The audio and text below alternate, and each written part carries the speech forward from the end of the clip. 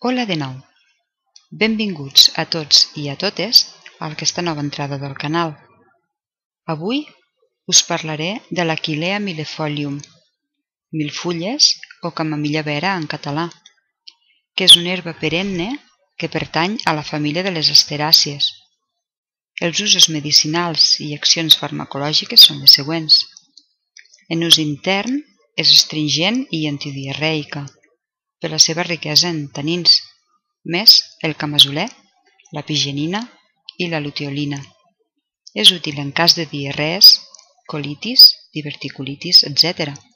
És antiinflamatòria, degut a l'acció de la solè i l'àcid salicílic, per reduir la pressió arterial i pel tractament intern d'hemorroides i varius, ja que afavoreix la circulació sanguínia i disminueix inflamacions de les venes o flebitis.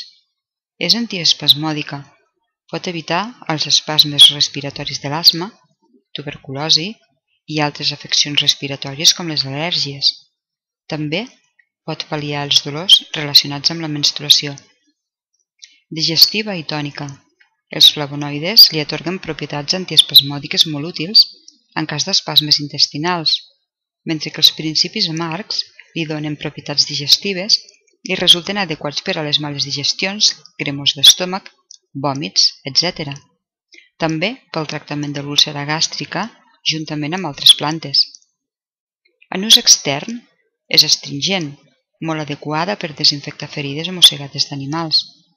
Es pot utilitzar pel tractament de cops, evitant o millorant la formació dels blaus o hematomes. Evitar els sagnats freqüents del nas.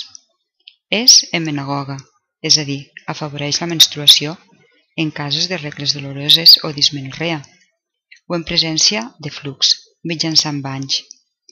És antihemorroidal i antiinflamatòria de les varius, també mitjançant banys, i és cicatritzant.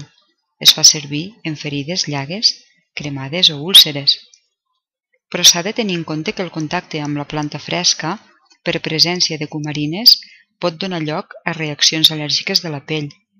De la mateixa manera, el seu extracte pot resultar fototòxic, produint l'aparició d'èczema a la pell en persones que s'exposen al sol, especialment en llocs on la radiació solar és major. Pot donar reaccions d'hipersensibilitat estomacal. En dosis altes pot donar vertigen i cefalea i pot crear incompatibilitats amb anticoagulants orals, augmentant el risc de sagnat. Així doncs, és tot per avui. Us espero a la propera entrada i moltes gràcies per ajudar-me a difondre tot aquest contingut. Fins aviat. Adeu.